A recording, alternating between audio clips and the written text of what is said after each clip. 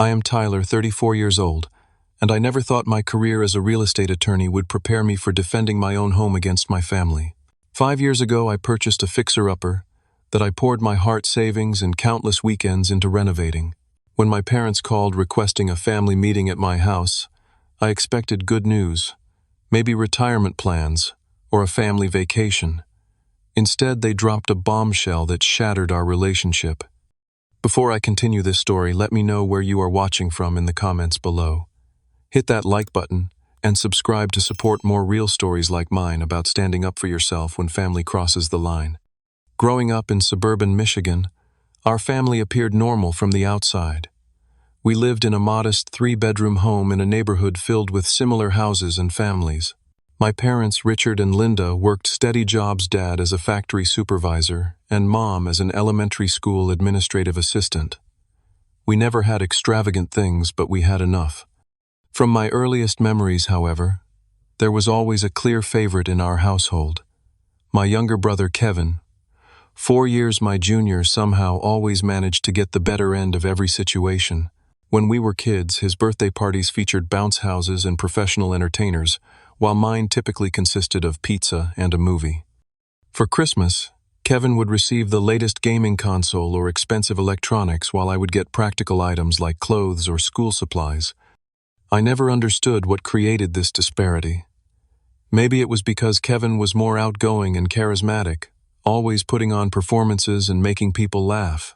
Perhaps it was because he struggled more in school, requiring more attention and support.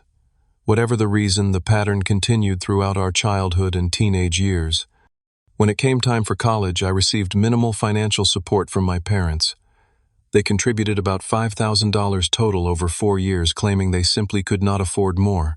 I worked 2, sometimes 3 jobs while maintaining a full course load. Summers were spent working instead of relaxing. I graduated with student loans, but significantly less than most of my peers thanks to my constant work ethic. Kevin, on the other hand, had his entire undergraduate education funded. My parents took out a second mortgage to cover his expenses, including a comfortable apartment off campus rather than dorm living. When he changed majors 3 times, extending his college years, they continued supporting him without complaint. Despite these disparities, I persevered. After college, I worked for 2 years at a title company to save money for law school. Law school was entirely self-funded through a combination of scholarships, loans, and continuing to work part-time. I specialized in real estate law, finding satisfaction in helping people navigate one of the biggest investments of their lives. By age 29, I had established myself at a reputable firm in Grand Rapids. My hard work was paying off with a stable income and growing client base. That was when I decided to buy my first house, a milestone I had been dreaming of for years. The property I found was not impressive at first glance. A 1960s ranch-style home with 3 bedrooms, it had been neglected for years. The previous owners were an elderly couple who had been unable to maintain it properly before moving to assisted living. The carpets were stained. The kitchen was straight out of the 70s, with avocado green appliances, and the single bathroom featured pink tile that had seen better days. But beneath the outdated aesthetics and neglect, I saw potential. The structure was sound, the roof relatively new, and the location excellent, just 15 minutes from downtown in a quiet neighborhood with mature trees. At $180,000, it was within my budget while leaving funds for renovations. For the next 2 years, every weekend and many evenings were dedicated to transforming the house. I learned plumbing and electrical basics from online videos and workshops at the local hardware store. I demolished the kitchen myself, salvaging what materials I could to save money. The bathroom renovation took 6 weeks of showering at my gym. I replaced every inch of flooring, painted every wall, updated fixtures, and landscaped the previously overgrown yard. By the time I finished the major renovations, I had invested approximately $60,000 and countless hours of labor. The result was a home that reflected my personal style and needs. The kitchen now featured custom cabinets I had built with a friend who was a carpenter, quartz countertops I found on clearance, and energy-efficient stainless steel appliances purchased during seasonal sales. The bathroom was transformed with a walk-in shower, modern vanity, and neutral tiles that would stand the test of time. The 3rd bedroom became my home office with built-in bookshelves, and a custom desk that spanned one wall. The backyard now featured a wooden deck I had designed and built myself perfect for summer barbecues and morning coffee. This house represented more than just property to me. It was physical proof of my independence and success achieved without handouts or special treatment. Every corner held memories of problems solved and skills learned. I had transformed it with my own hands, much as I had built my career and life through persistent effort. During this time, my relationship with my family remained cordial but distant. I visited for major holidays and called my parents every couple of weeks. Kevin had pursued a career in sales, moving between companies frequently. He married his college girlfriend Amanda shortly after graduation, and they quickly had 2 children, a boy and a girl, now aged 7 and 5. My parents retired when I was 32 with modest savings, and their house finally paid off. They seemed content with their simple lifestyle, occasionally traveling to visit friends or taking short domestic vacations. They frequently babysit for Kevin and Amanda, delighting in their role as grandparents. Last year, I heard through family conversations that Kevin and Amanda were having marital problems. The details were vague, but it appeared to involve financial stress and potential infidelity on his part. I kept my distance from the situation, having learned long ago that inserting myself into Kevin's problems only led to somehow being blamed for them. 3 months ago, their divorce was finalized. Kevin moved into a small apartment, while Amanda remained in their rented house with the children. Child support and shared custody arrangements were established, though I gathered from my parents that Kevin was already struggling to meet his financial obligations. Around this same time, I noticed an increase in family contact. My parents called more frequently, often mentioning they were in my neighborhood and asking to stop by. These visits always included extensive compliments about my house, questions about the neighborhood, and comments about how much space I had for just one person. Kevin also began reaching out more, suggesting we rebuild our brotherly bond. After years of minimal contact, these sudden efforts struck me as unusual, but I cautiously welcomed the apparent desire to improve our relationship. During his visits, he would often comment on specific features of my home, asking detailed questions about the renovation costs and current property values in the area. 2 weeks ago, my father called with an unusually formal request. He asked if we could have a family meeting at my house the following Sunday afternoon. When I inquired about the purpose, he vaguely mentioned some important family matters that needed discussion. Something in his tone made me uneasy, but I agreed, thinking perhaps they wanted to discuss healthcare directives or other retirement concerns. As the day approached, my parents called twice more to confirm the meeting, emphasizing that Kevin would also be attending and that it was extremely important that we all be present. The seriousness in their tone triggered mild anxiety, but I could never have anticipated what they actually had in mind. The Sunday of our family meeting arrived with perfect early autumn weather. I spent the morning cleaning my already tidy house, vacuuming the hardwood floors, and dusting the shelves lined with law books and framed photographs. Though my parents had not mentioned food, I prepared a simple spread of cheese crackers, fruit, and homemade cookies, along with coffee and tea options.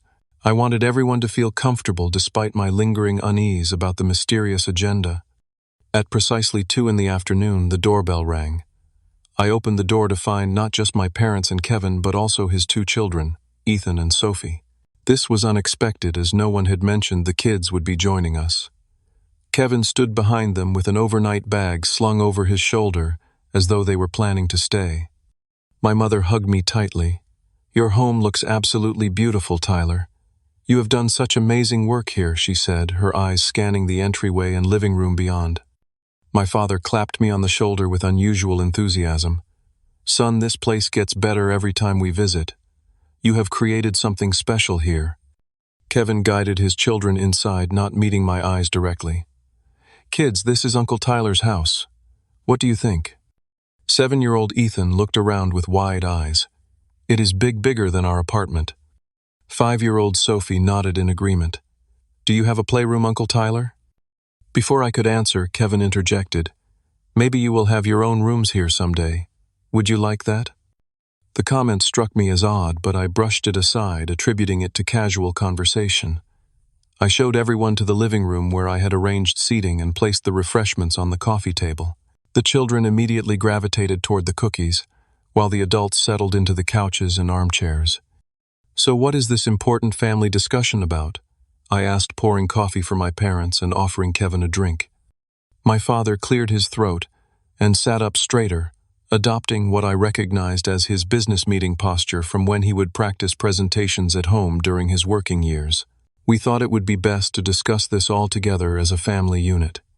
My mother nodded in agreement, her hands folded primly in her lap. Family is the most important thing after all. Kevin had positioned himself in my favorite reading chair, the one with the best view of the backyard. He was running his hand along the arm of the chair, almost possessively. "The kids really need stability right now, with everything they have been going through with the divorce."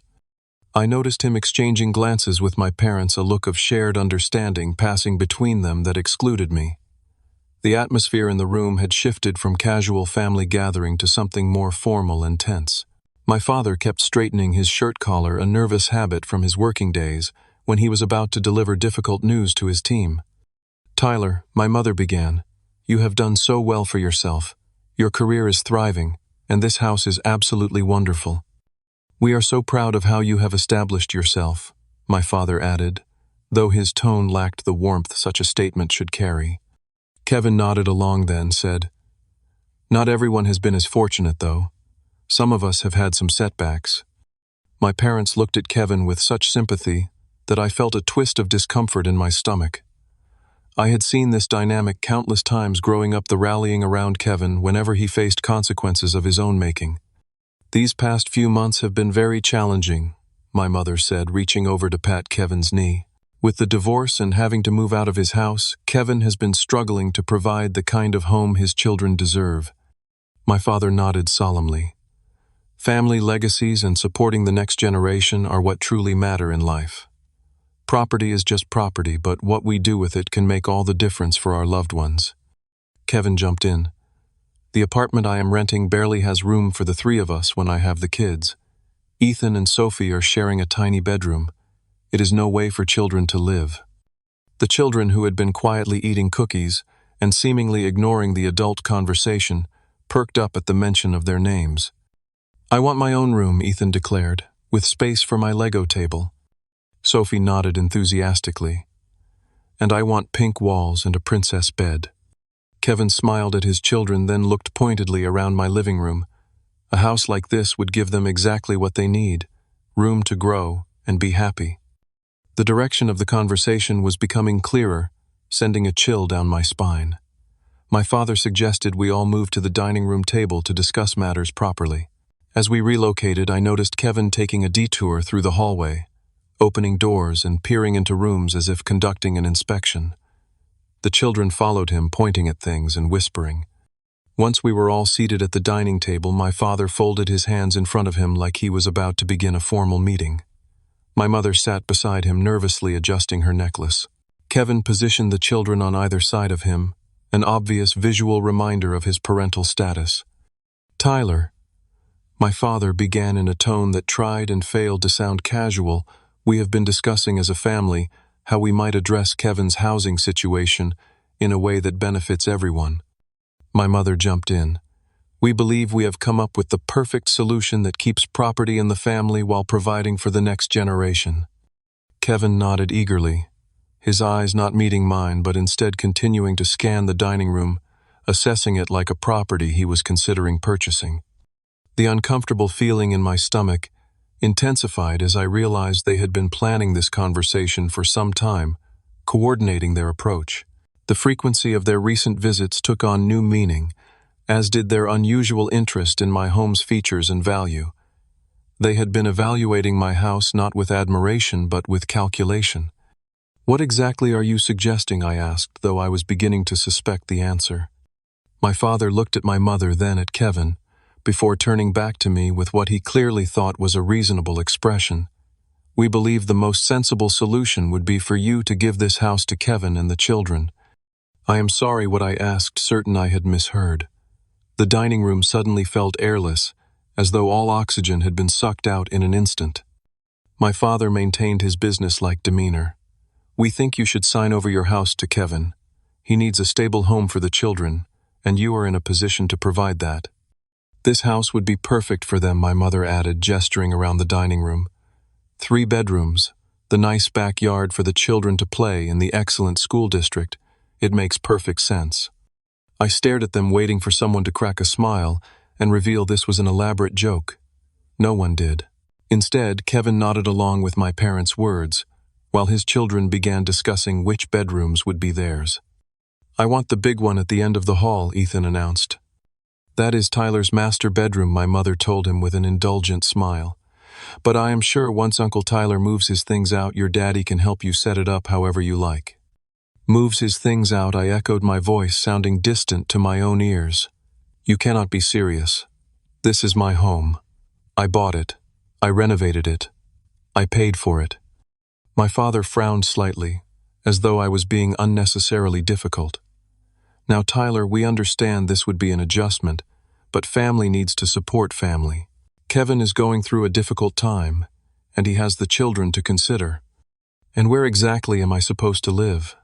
I asked, still struggling to process the audacity of their proposal.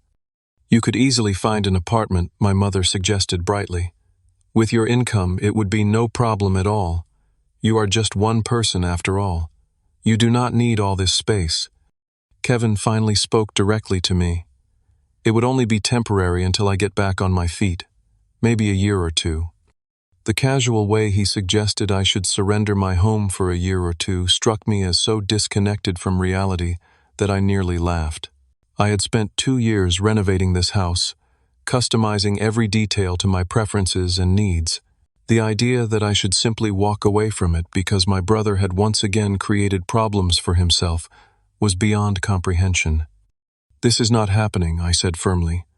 "I am not giving away my house. Not to Kevin, not to anyone." My father's expression hardened. "We are not asking you to give it away. We are asking you to give it to family. There is a difference." "A huge difference," my mother emphasized. "This stays in the family. It is not like you are losing it." "Except I would be losing it," I countered. "I would no longer own the home I worked for years to buy and renovate. I would no longer live in it. How is that not losing it?" Kevin leaned forward, his tone taking on an edge I recognized from childhood arguments when he did not get his way. "You always were selfish, Tyler. Some things are more important than property, like family, like my kids having a stable home." "My selfishness is not the issue here," I said, struggling to maintain my composure. "The issue is that you all came into my home and announced your expectation that I should give it to Kevin without any prior discussion, without considering my feelings or my rights as the owner." My father waved his hand dismissively. "We are discussing it now, and we have considered everything carefully. This is the most logical solution." "Logical for whom?" I demanded. "Certainly not for me." "You make good money," my mother pointed out. "You can buy another house. Kevin cannot afford to buy any house right now." "That is not my problem to solve," I replied. "I sympathize with his situation, but giving him my house is not the answer." Kevin's face flushed with anger. "Not your problem. We are family. My problems are your problems. That is how it works." I shook my head. "No, that is not how it works. Not when the solution involves me giving up something this significant." The conversation continued to deteriorate from there. My parents took turns explaining why this plan made perfect sense from their perspective. They pointed out that Kevin had children, while I did not, suggesting this somehow entitled him to my property.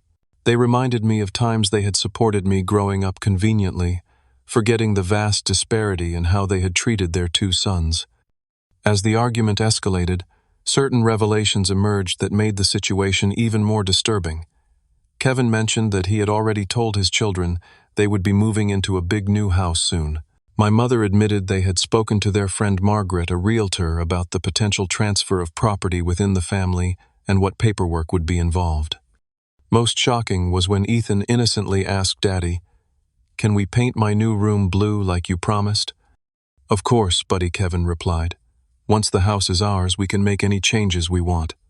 The casual confidence with which he said this and the clear indication that these discussions and promises had been happening for some time hit me like a physical blow.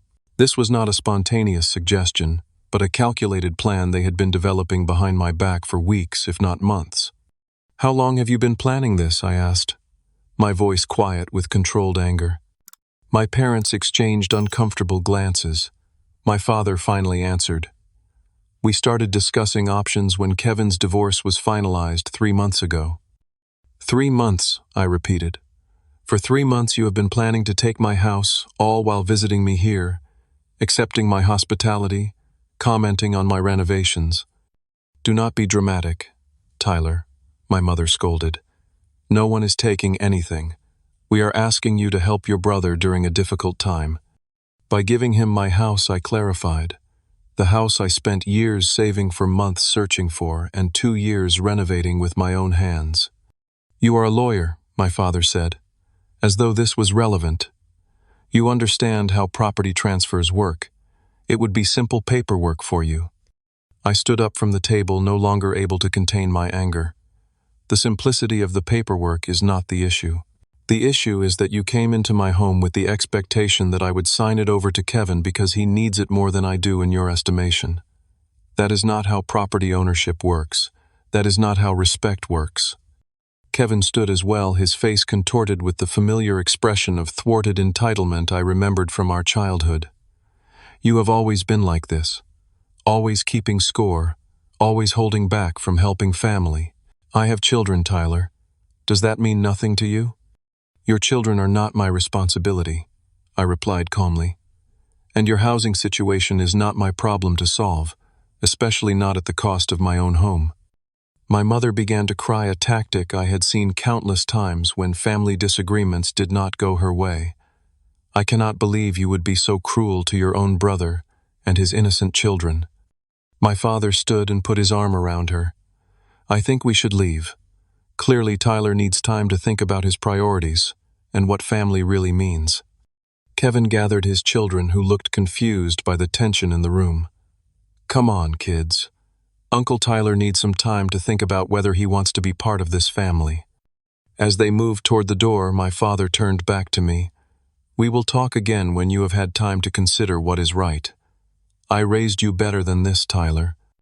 The irony of that statement was not lost on me, but I chose not to respond.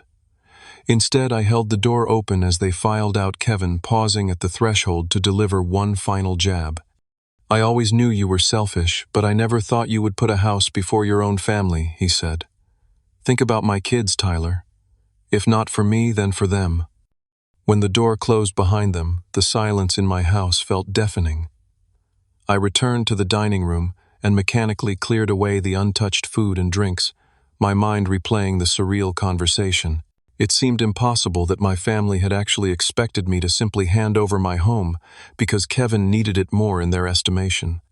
But as the shock began to wear off, I realized this request was perfectly in line with the family dynamic that had existed my entire life.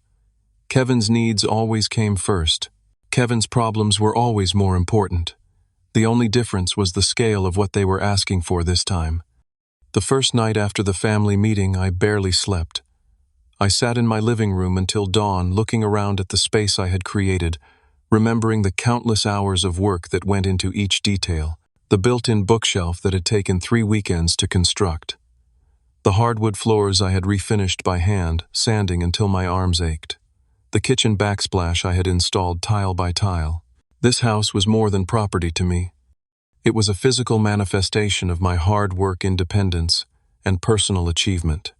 By morning, my shock had transformed into a simmering anger. I went to work distracted, unable to focus on client files. My assistant noticed my unusual demeanor but respectfully kept her distance after I brushed off her concerned inquiries. At lunch, my phone began buzzing with text messages from extended family members. An aunt I rarely spoke with asked why I was being so difficult about helping Kevin out. A cousin questioned whether I really needed such a big house for just one person. It became clear that my parents had wasted no time in sharing their version of events with the wider family circle.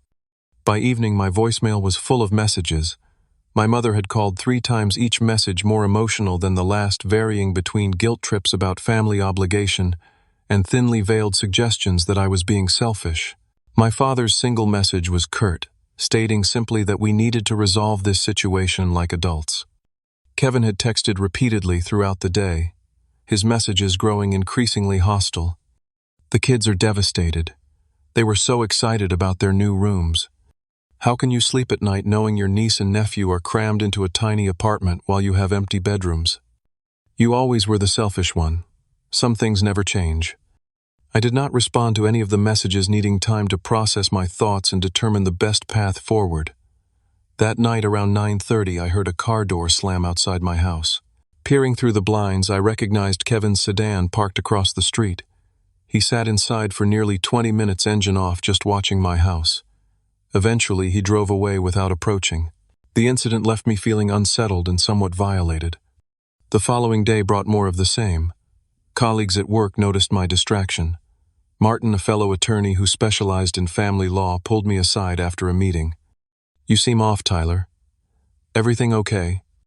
I gave him a brief, sanitized version of the situation. His eyebrows rose higher with each detail. "They expected you to just give your brother your house. Just like that." Apparently I confirmed. "And now they are making me out to be the villain for refusing." Martin shook his head in disbelief. "Family can be something else. Let me know if you need anything, even just someone to vent to."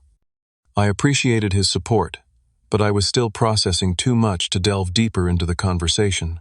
I thanked him and retreated to my office, where I found 3 more voicemails from family members. I rarely spoke, with all expressing disappointment in my unwillingness to help family in need. That evening I arrived home to find Kevin's car in my driveway, blocking me from pulling in. He was standing on my porch, arms crossed. I parked on the street and approached, cautiously aware of neighbors who might witness whatever was about to unfold. "We need to talk," Kevin stated flatly as I reached the steps. "Not like this," I replied. "Not with you showing up unannounced at my home.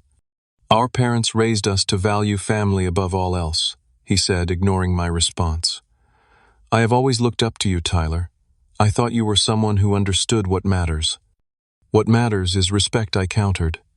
"Respect for boundaries, respect for property rights, respect for the years of work I put into this house." Kevin scoffed. "Property rights. Listen to yourself. This is family we are talking about, not some legal transaction." "It is both," I said firmly. "You are asking for a legal transfer of property worth hundreds of thousands of dollars. I am asking for help from my brother," he shouted, his composure cracking. "My kids need stability. They need a home." "They have a home," I pointed out. "Your apartment may not be ideal, but it is a roof over their heads. Many people raise children in apartments." "They deserve better," Kevin insisted. "They deserve this." He gestured at my house. "Why this house?" "Specifically," I asked. "Why not ask our parents to help you with a down payment on a different house? Why does it have to be my home?" Kevin's expression shifted subtly, a flicker of something calculating crossing his features before he composed himself.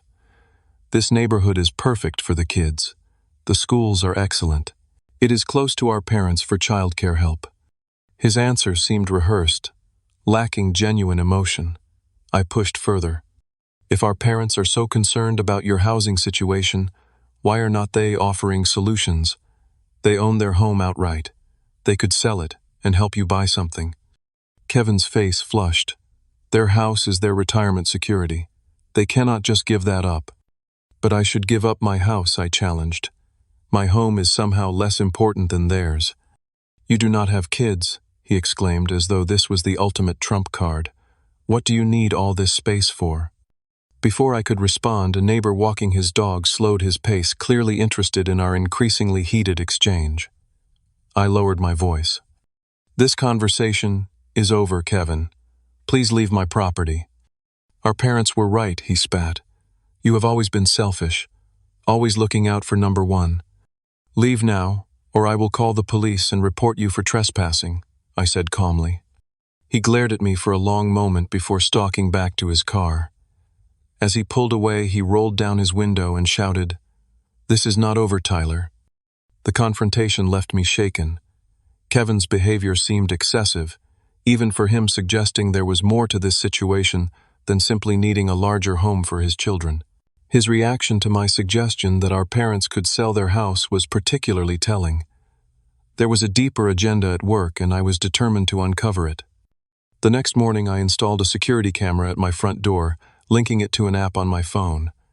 Given Kevin's unpredictable behavior, it seemed a necessary precaution. I also changed the locks, realizing with concern that my parents had a spare key I had given them for emergencies years ago. By the end of the week, the situation had escalated further. Kevin showed up at my workplace, creating a scene in the reception area that required security to intervene.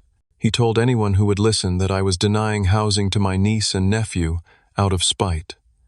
Several colleagues witnessed the embarrassing display, including partners at the firm. That night, I received a call from my Aunt Barbara, my mother's sister, and the family member I had always felt closest to. Unlike the other relatives who had contacted me, she began by asking for my version of events.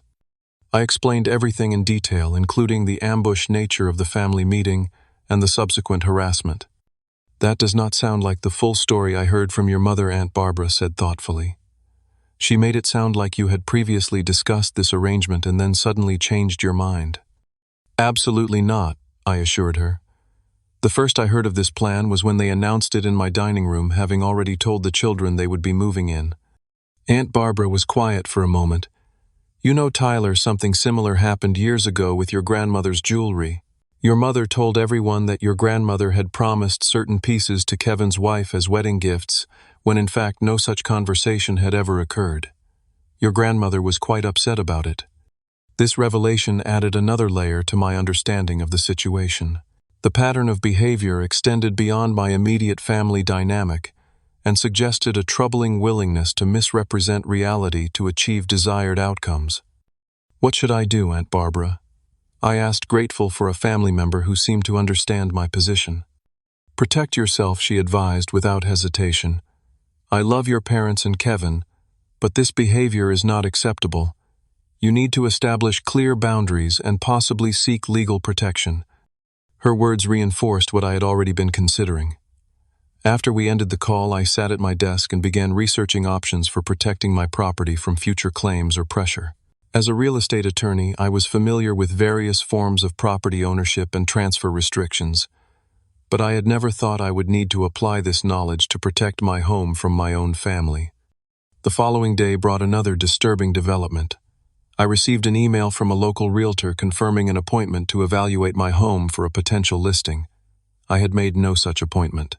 When I called the realtor to clarify, she explained that she had been contacted by Kevin, who claimed to be helping me sell my house and needed a market valuation. This unauthorized action crossed a line from emotional manipulation into potential fraud. I immediately called Kevin and left a voicemail making it clear that any further misrepresentation of his authority regarding my property would result in legal action. I also contacted the realtor to explain the situation and ensure no further communication occurred without my direct involvement. That weekend, I noticed Kevin's car driving slowly past my house 3 separate times. The security camera captured him walking up to my porch late Saturday night, peering through windows before leaving when a neighbor's motion sensor light activated. Sleep became elusive. I found myself checking the security camera app multiple times during the night, startling at every sound. The stress began affecting my work performance, and I realized I could not continue in this holding pattern. I needed to take definitive action to protect my property and my peace of mind. Monday morning, I arrived at work early and sought out Christine, a colleague who specialized in trust and estate law. Her expertise in asset protection strategies would be valuable in my increasingly complicated situation. "An irrevocable trust," Christine repeated after I explained what I was looking for. "That is quite a significant step, Tyler. Once you place your home in such a trust, you cannot simply change your mind later." "I understand," I assured her. "But given the circumstances, I need something that will provide absolute protection from family pressure or claims." Christine nodded thoughtfully. "An irrevocable trust would certainly accomplish that. Once the property is in the trust, you no longer technically own it, though you can continue to use and enjoy it according to the trust terms. It would make it legally impossible for you to transfer the house to your brother, even if you later decided you wanted to." "That is exactly what I need," I said. something that takes the decision completely out of my hands. She pulled out a legal pad and began taking notes. We would need to establish clear terms for the trust. You would name trustees other than yourself, possibly including a corporate trustee for additional protection. We would define the beneficiaries and conditions for eventual distribution of the property. How quickly can we set this up? I asked. For something this important, we should not rush, Christine cautioned. However, given the situation you have described, I understand the urgency. If we focus exclusively on this, we could potentially have everything prepared within 2 weeks. 2 weeks seemed like an eternity given the ongoing pressure from my family, but I recognized the need for thoroughness in establishing a legal structure that would provide lasting protection. Let us proceed, I decided. In the meantime, is there any temporary protection I can put in place? Christine suggested filing a formal letter with the county recorder's office, stating that any property transfers would require specific verification protocols. While not foolproof, it would create an additional hurdle against fraudulent attempts to transfer the property. Over the next several days, I gathered all documentation related to my home: the original purchase agreement, mortgage documents, records of all renovations and improvements, property tax assessments, and current market valuations. Christine had emphasized the importance of establishing clear documentation of the property's value and my sole ownership before transferring it into the trust. I also met with a financial advisor to discuss the broader implications of placing my primary residence in an irrevocable trust. We reviewed potential tax consequences, impact on future borrowing ability, and strategies for managing the property through the trust structure. You will need to carefully select your trustees, the financial advisor emphasized. These individuals will have significant control over the property, even though you will continue living there.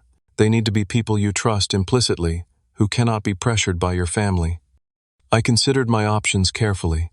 Martin, my colleague from the family law department, was someone I respected and trusted. As an attorney, he understood fiduciary responsibility and would not be easily swayed by emotional appeals. For the second trustee, I thought of my mentor from law school, Professor Raymond, who had always demonstrated impeccable ethics and judgment. The corporate trustee role would be filled by a trust company Christine recommended, providing an institutional layer of protection and continuity, regardless of individual trustee availability. With these decisions made, Christine began drafting the trust documents. The process required careful consideration of every detail, from defining acceptable property uses to establishing protocols for maintenance expenses and eventual disposition. While the legal work progressed, I took additional steps to secure my home physically. I upgraded to a comprehensive security system with motion sensors and cameras covering all entry points. I installed new, more secure locks on all doors and windows. I even consulted with a security specialist who advised strategic landscaping changes to improve visibility and reduce potential hiding spots around the property. Throughout this period, the pressure from my family continued unabated. My parents called daily, alternating between guilt trips and expressions of disappointment. Kevin's approach became more erratic, swinging between angry accusations and sudden attempts at reconciliation that felt manipulative and insincere. "Maybe we can work something out," he suggested during one call. "What if I buy the house from you? You could finance it for me with very low payments for the first few years until I get back on my feet." The proposal was financially absurd, essentially asking me to give him the house while pretending it was a legitimate transaction. I declined politely, but firmly reiterating that the house was not available for transfer under any circumstances. "You are making a huge mistake," he warned. "Our parents are incredibly disappointed in you. Is that what you want? To hurt them like this in their retirement years?" The emotional manipulation was becoming more sophisticated, targeting what they perceived as my vulnerabilities. What they failed to understand was that each attempt only strengthened my resolve and confirmed I was making the right decision. 2 weeks after my initial consultation with Christine, the trust documents were ready for review. We spent an entire afternoon going through every clause, ensuring I fully understood the implications of establishing the irrevocable trust. "Once you sign these papers and we record the deed transferring the property to the trust, there is no going back," Christine emphasized.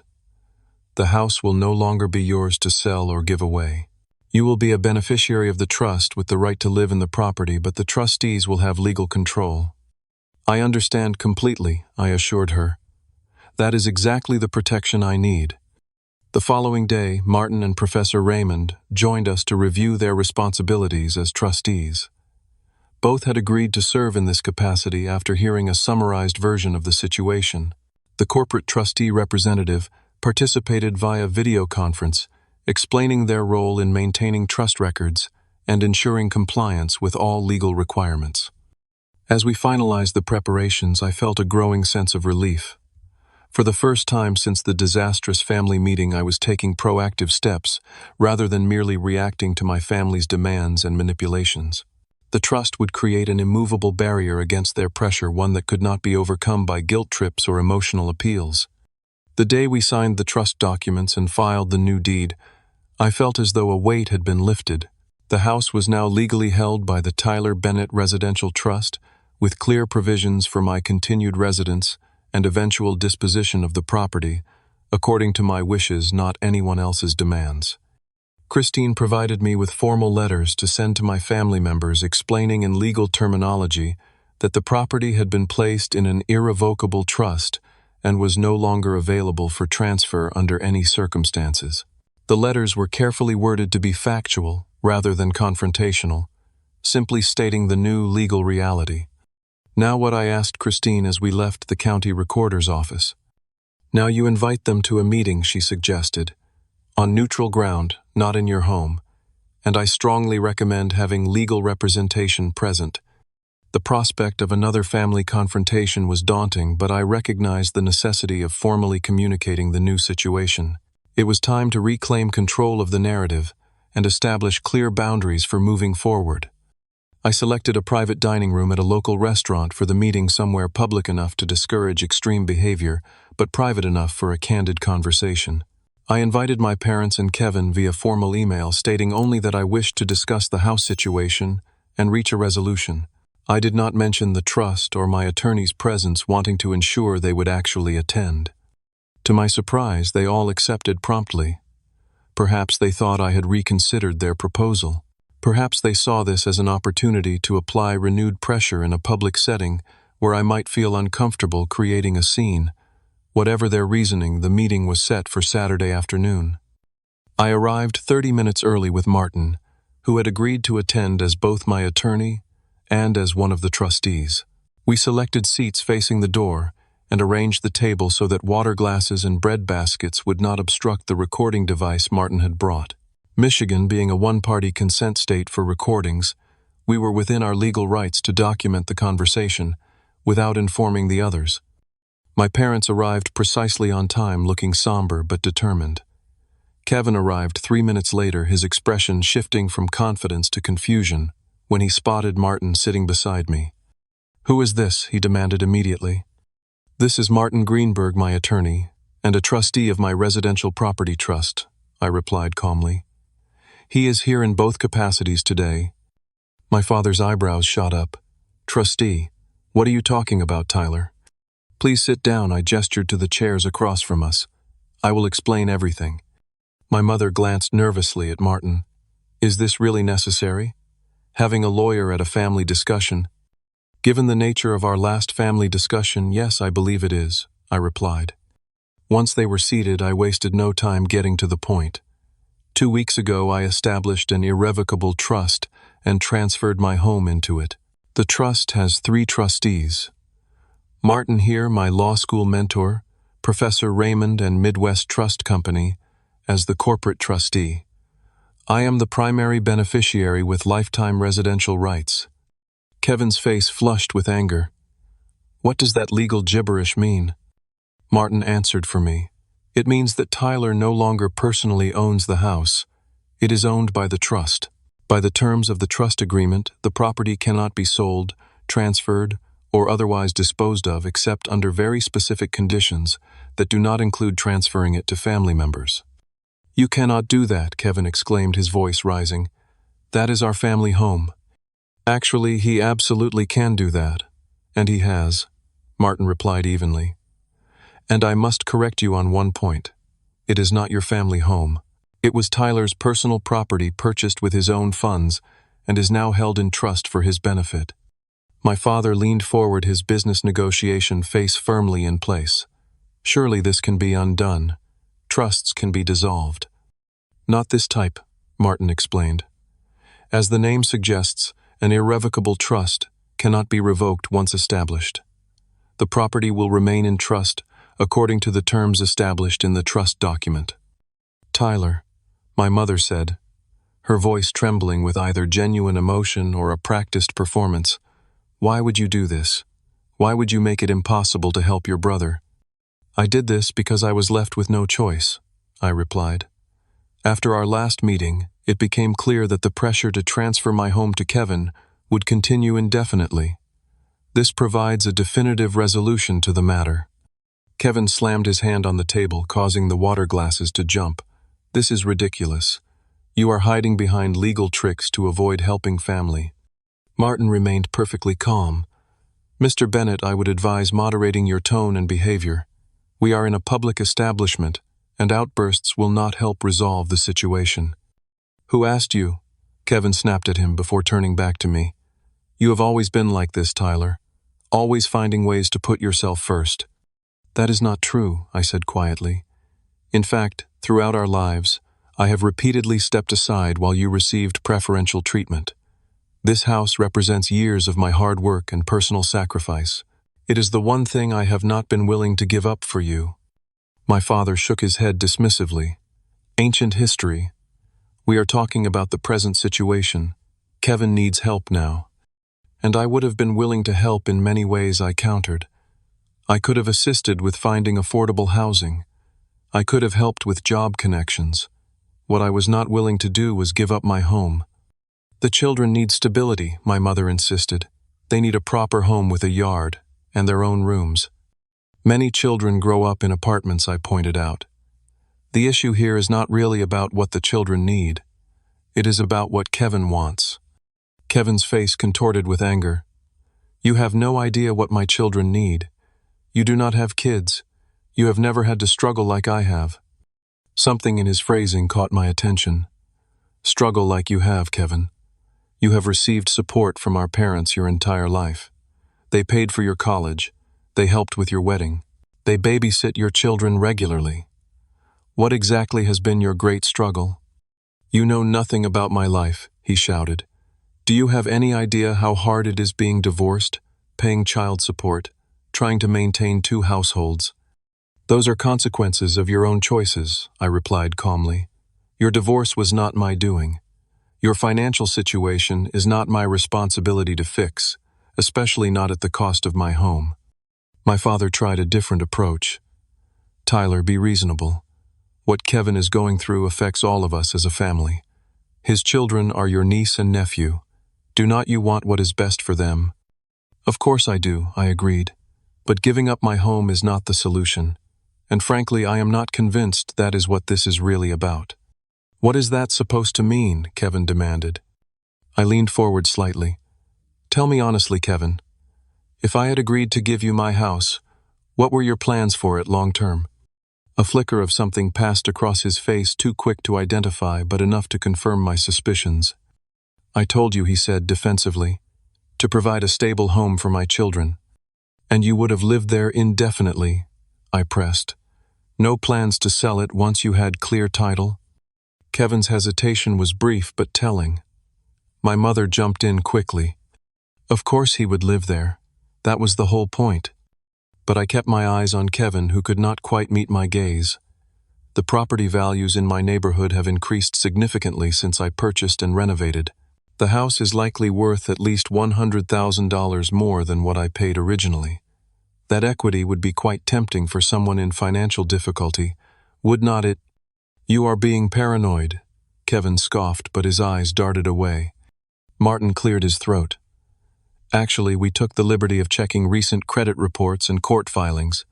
Mr. Kevin Bennett currently has 3 outstanding civil judgments against him for unpaid debts, and his credit report shows multiple accounts in collections. His financial situation appears significantly more precarious than simply struggling with divorce expenses. Kevin's face went from red to white. You had no right to dig into my personal finances. We had every right to investigate potential motivations when significant property interests were at stake, Martin replied calmly. My father looked genuinely confused. Kevin, what is he talking about? What judgments? Kevin shifted uncomfortably. Just some business deals that did not work out. Nothing important. $28,000 in unpaid business loans is quite significant, Martin noted, as is $15,000 in credit card debt currently in collections. My mother turned to Kevin in shock. You never mentioned any of this. It was not relevant, Kevin muttered. It seems extremely relevant when you are asking for a house worth over $300,000, I pointed out. Were you planning to take out a home equity loan once the property was in your name? Or perhaps sell it outright? Kevin's silence was all the confirmation needed. My parents looked between us, their expressions suggesting they were processing this new information. The point is moot now anyway, Martin interjected smoothly.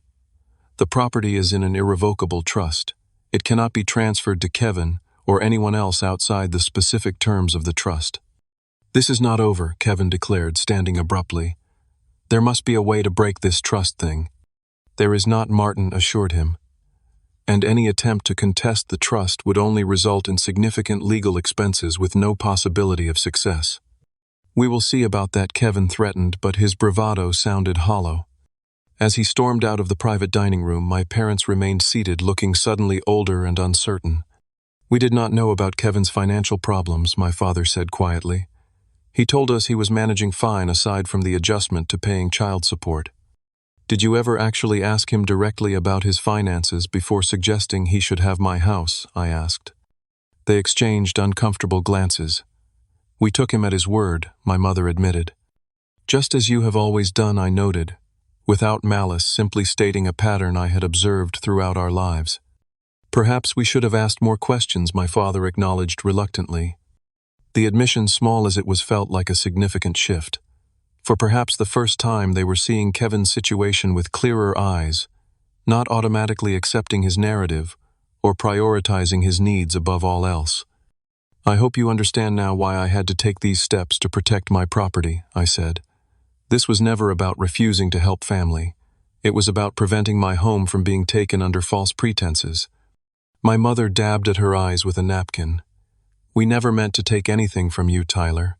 We truly thought this was a solution that would help everyone. By having me give up my home, I reminded her gently, that would not have helped me at all. I suppose we did not think through all the implications, my father admitted. No, I agreed. You did not. The conversation continued for another hour, more measured and honest than any discussion we had had in years. My parents began to acknowledge, however, reluctantly, that their approach had been fundamentally unfair. They expressed regret for how the situation had been handled, though they stopped short of apologizing directly for the request itself. As we prepared to leave, my father asked, "Where do we go from here, Tyler?" "That depends on whether you can respect my boundaries going forward," I replied. "I am willing to maintain a relationship, but only if my property and my choices are respected."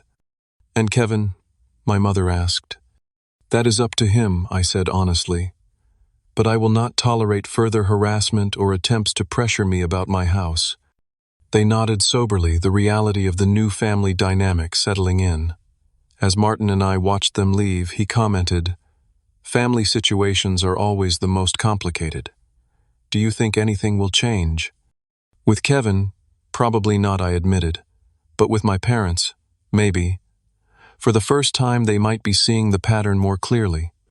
Whether this insight would lead to lasting change remained to be seen, but I had taken the necessary steps to protect myself regardless of what came next. The house was secure in the trust, and with it my peace of mind. In the days following our confrontation at the restaurant, an unusual silence fell over my family communications. No calls from my parents, no texts from Kevin, no pressure from extended family members. The abrupt cessation of contact was both a relief and slightly disconcerting after weeks of constant harassment. I used this period of quiet to focus on reclaiming my sense of security and peace in my home. I spent a weekend repainting my office, choosing a new color scheme that felt fresh and energizing. I replaced some of the furniture that carried memories of the family meeting, rearranging the living room to create a new flow and atmosphere. These small changes helped me psychologically reclaim the space as my own. 2 weeks after our meeting, I received a text message from my father. "Your mother and I have been doing some thinking. Can we talk sometime?" I agreed to meet them for lunch the following weekend, specifying a public restaurant to maintain neutral territory. I arrived to find only my parents, no sign of Kevin. They looked tired, but composed, lacking the righteous certainty they had displayed during our previous encounters. "We owe you an apology," my father began once we were seated, surprising me with his directness. "We should never have put you in that position. We got caught up in trying to solve Kevin's problems," my mother added. "We did not stop to think about how unfair our request was to you." Their apology, while welcome, felt somewhat incomplete. They were sorry for how they had approached the situation, but I sensed they still did not fully grasp the deeper issue of the lifetime pattern of favoritism toward Kevin. "What made you reconsider?" I asked. My father hesitated before answering. "After the meeting, we asked Kevin directly about the financial judgments your attorney mentioned. He admitted they were real but tried to minimize their significance. When we pressed for details, he became defensive and eventually stormed out. We started looking more closely at things after that," my mother continued.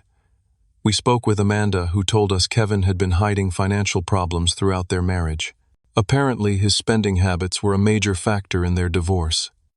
This revelation did not surprise me. Kevin had always lived beyond his means, expecting others to bail him out when consequences caught up with him. We also realized something about ourselves," my father admitted reluctantly. "We have always rushed to fix things for Kevin without holding him accountable.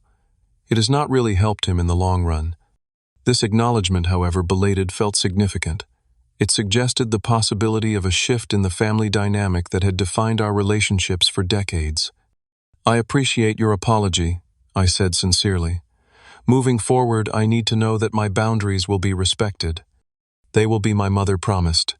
"We were wrong to ask you to give up your home. It is yours and you worked hard for it." "What about Kevin?" I asked. "Where does he stand in all this?" My parents exchanged uncomfortable glances. "He is still angry," my father confessed. "He believes you have abandoned the family by not helping him." "That is his perspective," I replied evenly. "My perspective is that I have simply protected what is rightfully mine." "We understand that now," my mother assured me. "We have told Kevin that we will not support any further attempts to pressure you about your house." Whether Kevin would accept this new boundary remained to be seen, but my parents' shift in perspective was a positive development. We finished lunch with cautious conversation about neutral topics.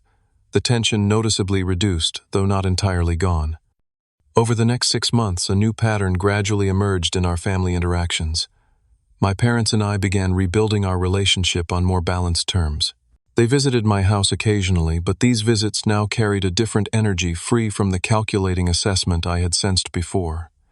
They no longer commented on the space or suggested it was excessive for one person. Instead, they simply appreciated it, as my home, respecting the work and care I had invested in it. Kevin remained distant, declining to attend any gathering where I would be present. He had apparently found a larger apartment in a different neighborhood and had moved his children there. According to my parents, he was working with a financial counselor to address his debt issues, though whether this was by choice or necessity was unclear. The irrevocable trust continued to serve its purpose, providing both practical protection for my property and psychological reassurance for me. Knowing that my home was legally secure allowed me to focus on other aspects of my life that had been neglected during the family crisis. I began attending a weekly therapy session, working through the complex emotions stirred up by the conflict. The therapist helped me recognize patterns from childhood that had conditioned me to doubt my right to maintain boundaries with family. Through these sessions, I developed stronger skills for asserting my needs without guilt or apology. I also expanded my social circle, reconnecting with old friends and making new ones through community activities. I joined a local recreational basketball league and a book club, creating connections based on shared interests rather than obligation. These relationships, built on mutual respect and choice rather than familial duty, brought a refreshing dynamic to my life. About a year after the trust was established, my parents invited me to dinner at their home. To my surprise, Kevin was also present. The atmosphere was tense but civil. Kevin acknowledged me with a nod but little else. Throughout dinner he remained mostly quiet, offering minimal responses when directly addressed. After dinner, as my parents cleared the table, Kevin and I found ourselves momentarily alone in the living room. "I still think you were wrong," he stated flatly. "Family should help family." "I agree with that principle," I replied calmly. "But help should not require sacrifice of this magnitude from only one party." He shrugged, unwilling to concede the point but also not escalating the argument. "Whatever. It is done now." While far from a reconciliation, this brief exchange marked a shift from active hostility to cold detachment. It was progress of a sort, though I harbored no illusions about rebuilding a close brotherly relationship. As the second anniversary of my home purchase approached, I hosted a small gathering to celebrate. My parents attended, bringing a housewarming gift, as though acknowledging the home as truly mine for the first time. Aunt Barbara came along with colleagues from work and friends from my expanded social circle. Kevin did not attend but had sent a brief text, "Congrats on the house anniversary." The simple acknowledgement, devoid of bitterness or demands, suggested he might finally be accepting the reality of the situation. Whether this acceptance stemmed from genuine growth or merely practical recognition of an immovable obstacle was unclear, but the result was the same peace. Looking around at the people gathered in my living room that evening, I felt a profound sense of gratitude. My home remained my sanctuary, protected by legal structures, but more importantly, by my own willingness to stand firm in the face of pressure. The experience had taught me that sometimes the most loving thing you can do for family is to maintain healthy boundaries, even when doing so is difficult and painful. In the quiet moments after everyone had left, I walked through the rooms of my house, appreciating each space and the memories it held. The kitchen where I had learned to cook increasingly adventurous meals, the office where I built my career, the living room where I now entertained friends who respected and valued me. This house represented more than just property. It embodied my journey toward self-respect and the courage to protect what mattered to me. In refusing to give it away, I had ultimately given myself something far more valuable: the knowledge that I could stand firm in my convictions, even against the people who had known me my entire life. The irrevocable trust had secured my home legally, but the true security came from within, from the personal boundaries I had established and defended. That was a foundation no one could take away, a lesson I would carry forward into all my relationships. Life continues to evolve, as do family dynamics. My parents and I maintain a relationship that, while not perfect, is more honest than before. Kevin and I interact minimally, but without active conflict, and I continue to build a life that reflects my values and priorities, not the expectations of others. Have you ever had to defend your boundaries against family pressure? How did you handle it? Let me know in the comments below. If this story resonated with you, please hit that like button and subscribe to hear more real-life experiences about navigating challenging family dynamics. And if you know someone who might benefit from this story, share it with them. Sometimes knowing we are not alone in these struggles makes all the difference. Thank you for listening, and remember that standing up for yourself is not selfish. It is necessary for authentic relationships.